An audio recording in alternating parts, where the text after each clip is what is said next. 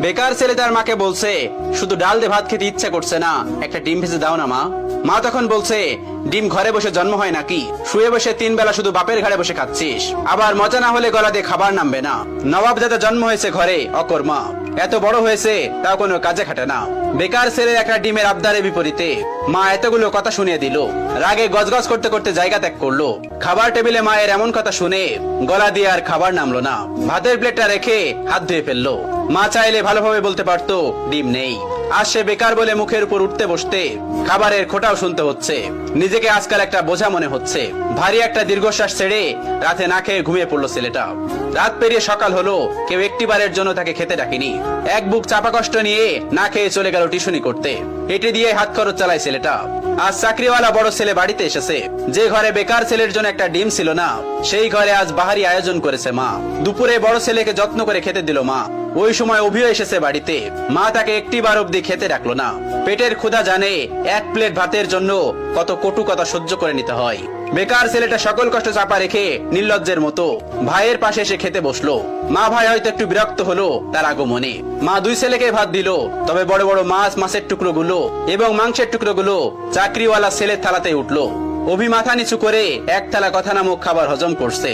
আর সেই ফাঁকে মা বড় ছেলের ভাতের নিচে বড় সড়ক একটা চিংড়ি গুজে দিল, যা চোখ এড়ালো না বেকার ছেলেটির। কে বলল বাবা মায়ের ভালোবাসা সব সন্তানের জন্য সমান হয়? এই যে মায়ের ভালোবাসায় কত ব্যবধান, এই কষ্টগুলো কাউকে বলা যায় না, আর সহ্য করা যায় না। আজ তারও একটা চাকরি হলে মা তাকেও নিশ্চয়ই এভাবে এক্সট্রা খাতির যত্ন করত। কথায় কথায় মন্দ বলতো না। হঠাৎ চোখের কোনায় দুফোঁটা জল চিকচিক করছে ছেলেটার। সাথে সাথে খুব গোপনে তা লুকিয়ে প্লেটের ভাতগুলো চুপচাপ খেয়ে নিল। বিষণ্ণ মনটা নিয়ে শুয়েছে ছেলেটা কিছুক্ষণ। এরই মধ্যে মুঠোফোনটা বেজে উঠলো। তার প্রিয় মানুষটি ফোন দিয়েছে। তার প্রিয় মানুষটির ফোনের নামটা দেখে অভির মুখে হাসি ফুটে উঠলো। রিসিভ করার সাথে সাথে তার প্রিয় মানুষটি ব্যস্ত কণ্ঠে বলল, অভি, তোমার সাথে বিকাল 4টায় আমি দেখা করতে চাচ্ছি। আমি নদীর পাড়ে অপেক্ষা করছি তোমার জন্য। তুমি তাড়াতাড়ি চলে এসো, জরুরি কথা আছে। অভির হাসি মুখটা চুপসে গেল এক নিমিষেই। পকেটটা একেবারে শূন্য। টিউশনির টাকা পেতে এখনো 10 দিনের মতো লাগবে। নিজের কাছে গাড়ি ভাড়াটাও নেই। তবুও মৃত্যু হেসে তার প্রিয় মানুষটাকে বলল, ঠিক আছে, আমি আসছি। অভি সাথে সাথে রেডি হয়ে নিল। ভয়ে ভয়ে বাবার রুমে গিয়ে ভীতু কণ্ঠে বলল, আব্বা। বাবা তখন বললেন, হ কোন সাহেব, গায়ে বাতাস লাগাতে যাচ্ছেন বুঝি?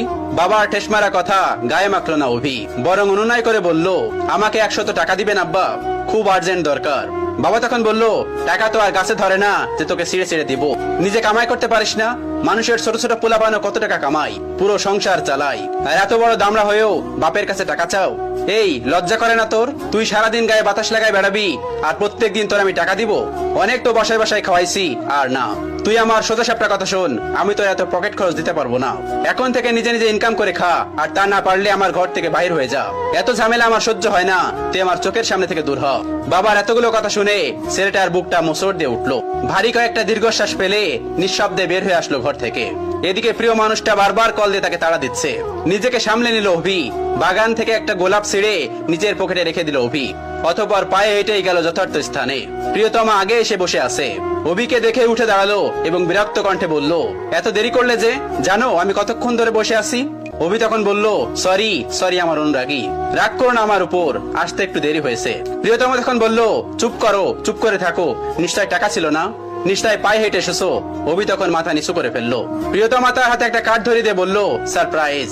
ছেলেটা তখন বলল, কি এটা, কিসের কার্ড? তখন তার প্রিয়তমা তাকে বলল, এটা আমার বিয়ের কার্ড, ফার্স্ট আমি তোমাকেই দিলাম, এসো, কিন্তু তুমি কিন্তু একদমই মিস করবে না। ছেলেটি তখন বলল, মানে কি বলছো তুমি, সত্যি বলছো? মেয়েটি তখন বলল, হ্যাঁ সত্যি বলছি। অভি কাপা কাপা হাতে কার্ডটি খুলে দেখে নিল। তার বুকের বাঁ পাশটায় চিনচিন করে ব্যথা করছে। কাপা কাপা কণ্ঠে জানতে চাইলো, 3 বছরের সম্পর্কের, তবে আজই কি ইতি কথা? প্রিয়তমা তখন জোর কণ্ঠে বলে উঠলো, হ্যাঁ। ছেলেটি তখন বলে উঠলো, আচ্ছা, ভালোবাসতে না আমায়? তুমি এত স্বাভাবিক, কষ্ট হচ্ছে না তোমার? কি করে পারবে তুমি আমাকে ছাড়া অন্য কাউকে বিয়ে করতে? প্লিজ প্লিজ এমন করো না, বলো এসব মিথ্যে। আমি তোমাকে ভালোবাসি, তোমাকে ছাড়া আমি কিভাবে থাকবো বলো? প্রিয়তমা তখন বলে উঠলো, দেখো, আবেগ দিয়ে জীবন চলে না, কম অপেক্ষা তো করলাম না তোমার জন্য।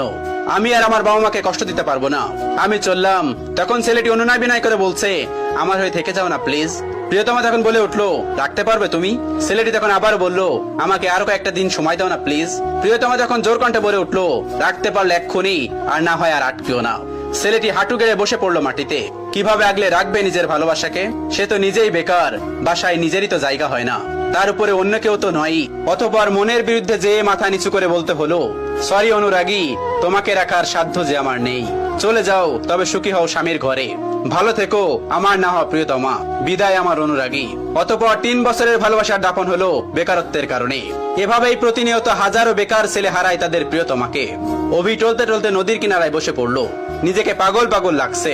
প্রিয় হারানোর যন্ত্রণা এত তীব্র কেন, এত ব্যথা কেন? এই তো মনে হচ্ছে দমটা বের হয়ে যাবে তার। বুকের বাপাসটা ঝলসে যাচ্ছে তার। চোখ দিয়ে ঝরছে নীরব অশ্রু। বেকারদের এই নীরব অশ্রু লোকচক্ষুর আড়ালেই রয়ে যায়।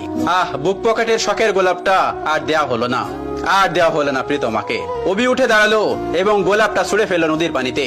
অতঃপর দাঁড়িয়ে বিড়বিড় করে বলল, বেকারত্ব মানে রোজ হাজারো স্বপ্নের বলিদান। বেকারত্ব মানে হলো রোজ বাস্তবতার অনলে পোড়া। বেকারত্বের মানে হলো জ্যান্ত কতগুলো লাশ। বেকারত্ব মানে হলো জীবনের খাওয়া সেরা বাস। গল্পের শেষে আপনাদেরকে বলছি, ওই যে আপনার বাড়িতে বেকার ছেলেটা আছে না, যাকে সারাদিন বাসা থেকে বের করেন, খাবারের খোঁটা দেন, হ্যাঁ তার কথাই বলছি। বিশ্বাস করুন, এই মানুষগুলো ভিতরে ভিতরে প্রতিনিয়ত শেষ হয়ে যাচ্ছে।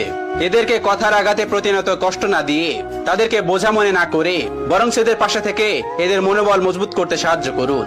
পারলে একটা কাজ জোগাড় করে দিন, মানসিক শান্তি দিন। পারলে এদের একটু বোঝার চেষ্টা করুন। শুনুন, একটা পরিবার থেকে একটা মানুষ সাপোর্ট পেলে একটা মানুষ সারা বিশ্বকে জয় করতে পারে। আচ্ছা, এরা তো এমনিতেই বেকার থাকছে, তাই না? জানেন তো এই শহরে আজকাল চাকরির বড়ই অভাব।